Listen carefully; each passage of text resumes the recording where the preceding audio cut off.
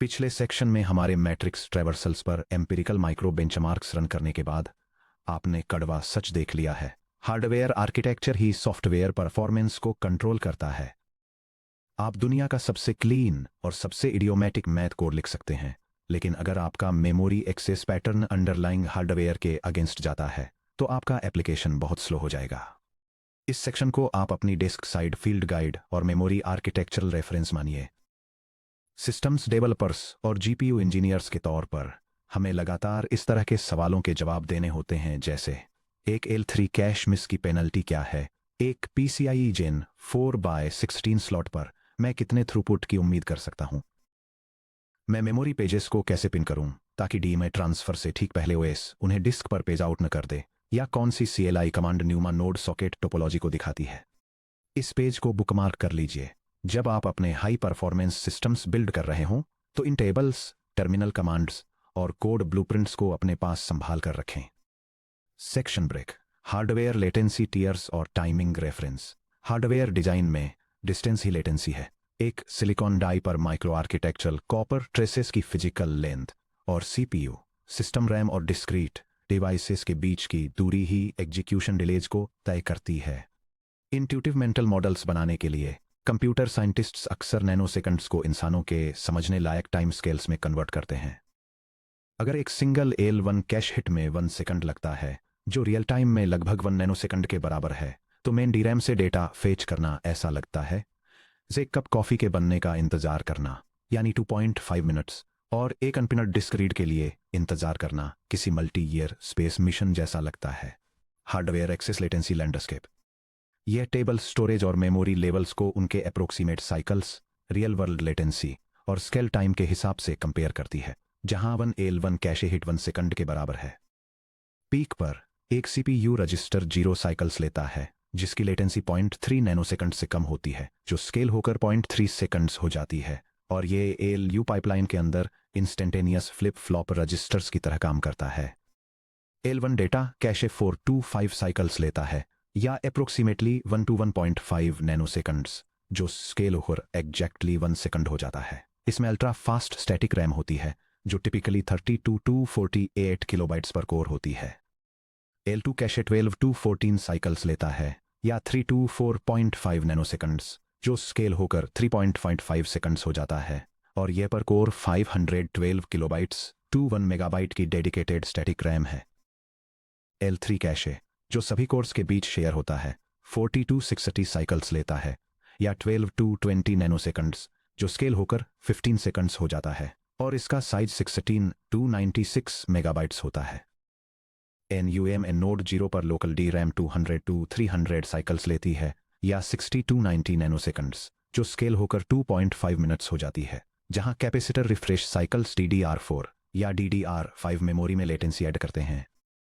NUMA node 1 पर remote DRAM 350 to 500 cycles लेती है, या 100 to 150 नैनोसेकंड्स, जो स्केल होकर 4 मिनट्स हो जाती है, और ये QPI, UPI या इन्फिनिटी फैब्रिक जैसे इंटरकनेक्ट बसेस को पार करती है। पेरिफेरल एक्सेस के लिए PCI express transfer latency approximately 1 to 0.5 microseconds लेती है, जो स्केल होकर 45 मिनट्स का राउंड ट्रिप ओवरहेड बन जाती है। एक NVMe SSD random read 10 to 80 microseconds लेता है, जो स्केल होकर 10.5 आवर्स हो जाता है, और ये OS कर्नेल स्टैक को बाईपास कर देता है। लास्ट में एक OS page fault 5 to 10 milliseconds लेता है, जो स्केल होकर 2.5 मंथ्स हो जाता है, क्योंकि यह एक मैकेनिकल डिस्क या स्लो स्वैप स्पेस से एविक्टेड पेज को रीड करता है। The golden rules of memory latency, avoid DRAM round trips. एक L1 मिस जो पूरी तरह से DRAM तक जाता है, उसमें L1 हिट के मुकाबले लगभग 60 to 100 टाइम्स ज्यादा टाइम लगता है। Pneuma hop penalty, secondary CPU socket, remote pneuma node से कनेक्टेड मेमोरी को एक्सेस करने से सॉकेट इंटरकनेक्ट ट्रांजिट के कारण तुरंत 30% to 70% लेटेंसी पेनल्टी ऐड हो जाती है। PCIe packet overhead, PCIe bus पर small frequent transfers packet serialisation latency के कारण थ्रूपुट को डिस्ट्रॉय कर देते हैं। ट्रांसफर्स को डिस्पैच करने से पहले हमेशा डेटा को large contiguous pinned memory blocks में बैच करें। Section break, PCIe bandwidth matrix Gen 3 3 5, जब आप होस्ट सीपीयू मेमोरी और एक डिस्क्रीट जीपीयू डिवाइस के बीच डेटा ट्रांसफर कर रहे होते हैं तो peripheral component interconnect express PCI बस आपका प्राइमरी पाइपलाइन होता है। पीसीआई एक full duplex point two point serial communication link की तरह काम करता है जिसमें मल्टीपल लेन्स होती हैं जिन्हें टाइम्स 1 टाइम्स 4 टाइम्स 8 टाइम्स 16 के रूप में डिनोट किया जाता है। पीसीआई 3.0 से स्टार्ट करते हुए इंडस्ट्री ने एक 8B या 10B लाइन एनकोडिंग स्कीम से जिसमें 20% फेंट फ्रेमिंग ओवरहेड होता था एक कहीं ज्यादा एफिशिएंट 128B या 130B एनकोडिंग स्कीम पर ट्रांजिशन किया जिससे लाइन ओवरहेड घटकर सिर्फ अप्रोक्सीमेटली 1.54% रह गया। पीसीआई जेन 5 आगे पीसीआई जेन 4 के रॉ सिग्नल रेट को डबल कर देता है। Theoretical unidirectional payload bandwidth in gigabytes per second. नीचे दी गई टेबल कॉमन लेन कॉन्फ़िगरेशंस और पीसीआई जनरेशंस के मैक्सिमम थियोरेटिकल थ्रूपुट को आउटलाइन करती है। यह टेबल PAM4 का इस्तेमाल करते हुए पीसीआई 3.0 से पीसीआई 6.0 तक अलग अलग पीसीआई एक्सप्रेस जनरेशंस में परफॉर्मेंस स्केलिंग को आउटलाइन करती है।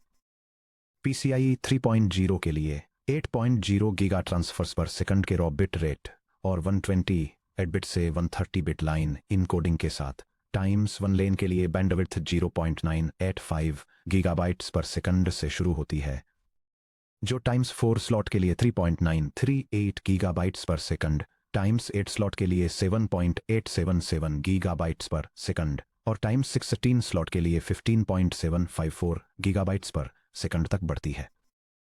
पीसीआई 4.0 इन स्पीड्स को डबल कर देता है और सेम लाइन इनकोडिंग का इस्तेमाल करके 16.0 गीगा ट्रांसफर्स पर सेकंड का रॉ बिट रेट हासिल करता है जिसके नतीजे में टाइम्स 1 लेन के लिए 1.969 gigabytes per second times 4 slot के लिए 7.877 gigabytes per second times 8 slot के लिए 15.74 गीगाबाइट्स पर सेकंड और टाइम्स 16 स्लॉट के लिए 31.58 गीगाबाइट्स पर सेकंड की स्पीड मिलती है। PCI 5.0032.0 giga transverse per second के रॉ बिट रेट के साथ परफॉर्मेंस को फिर से डबल कर देता है जो टाइम्स 1 लेन के लिए 3.93 gigabytes per second times 4 slot के लिए 15.754 gigabytes per second times 8 slot के लिए 31.508 गीगाबाइट्स पर सेकंड और टाइम्स 16 स्लॉट के लिए 63.015 गीगाबाइट्स पर सेकंड ऑफर करता है। आखिर में पीसीआई 6.0 जो PAM4 को इंट्रोड्यूस करता है 242 बाइट से 256 बाइट लाइन इनकोडिंग का इस्तेमाल करके रॉ बिट रेट को डबल करके 64.0 गीगा ट्रांसफर्स पर सेकंड कर देता है। इससे टाइम्स 1 लेन bandwidth 7.563 gigabytes per second times 4 slot के लिए 30.253 gigabytes per second times 8 slot के लिए 60.506 गीगाबाइट्स पर सेकंड मिलती है और टाइम्स 16 स्लॉट के लिए ये 121.012 गीगाबाइट्स पर सेकंड तक पहुंच जाती है। Practical engineering tip real world throughput generally in theoretical maximums के 85% टू 92% तक पहुंचता है। ट्रांसमिशन हेडर्स टीएलपी या DLLP packets credit based flow control और PCI root complex scheduling natural तरीके से रॉ बैंडविड्थ का एक पोर्शन कंज्यूम कर लेते हैं। Section break core architectural bandwidth formulas जब आप सिस्टम परफॉर्मेंस को ऑडिट कर रहे हों या यह कैलकुलेट कर रहे हों कि कोई कर्नल कंप्यूट बाउंड है या मेमोरी बाउंड तो आपको थियोरेटिकल पीक्स को डिराइव करने और सस्टेन्ड ट्रांसफर रेट्स को मैथमेटिकली मेजर करने की जरूरत होती है। Theoretical peak D RAM bandwidth formula multi channel DDR RAM के लिए total peak system memory bandwidth calculate करने के लिए peak D RAM bandwidth in gigabytes per second equals bus width in bits divided byte times data rate in mega transfers per second times number of channels divided by 1000। Example एक dual channel DDR5 6000 memory subsystem 64 bit bus पर channel bandwidth equals 64 divided by 8 times 6000 times 2 divided by 1000 which equals 8 times 6000 times 2 divided by 1000 which equals 96.0 gigabytes per second. Number 2 sustained throughput measurement formula code execution के दौरान empirical data throughput को major करने के लिए throughput in gigabytes per second equals the quantity total bytes read plus total bytes written divided by the quantity elapsed time in seconds times 10 to the power of 9. C++ bandwidth calculator utility snippet. यहाँ एक छोटा reusable header utility है जिसे आप performance harness में drop कर सकते हैं ताकि हार्डवेयर थ्रूपुट मैट्रिक्स को क्लीनली आउटपुट किया जा सके। यह C++ code block performance benchmarking के लिए यूटिलिटी फंक्शंस प्रोवाइड करता है। यह स्टार्ट और एंड टाइम स्टैम्प्स के बेसिस पर execution time, gigabytes per second में मेमोरी थ्रूपुट और गीगा एलिमेंट्स पर सेकंड में प्रोसेसिंग रेट्स को कैलकुलेट करता है। फाइनली यह इन परफॉर्मेंस मैट्रिक्स को एक क्लीन कंसोल रिपोर्ट में फॉर्मेट और प्रिंट करता है। Section break. न्यूमा आर्किटेक्चर और Linux command cheat sheet. Modern multi socket server motherboards और मल्टी डाई वर्कस्टेशन CPU जैसे AMD थ्रेडरिपर या इंटेल जियोन सिस्टम मेमोरी को discrete NUMA non uniform memory access nodes में split करते हैं। हर CPU socket अपने खुद के लोकल मेमोरी कंट्रोलर को कंट्रोल करता है। अगर सॉकेट 0 पर चल रहा कोई थ्रेड फिजिकली सॉकेट 1 के मेमोरी स्टिक में प्लग डेटा को रीड करता है तो रिक्वेस्ट को CPU इंटरकनेक्ट बस को क्रॉस करना होगा, जिससे हाई लेटेंसी और बस कंजेशन होता है।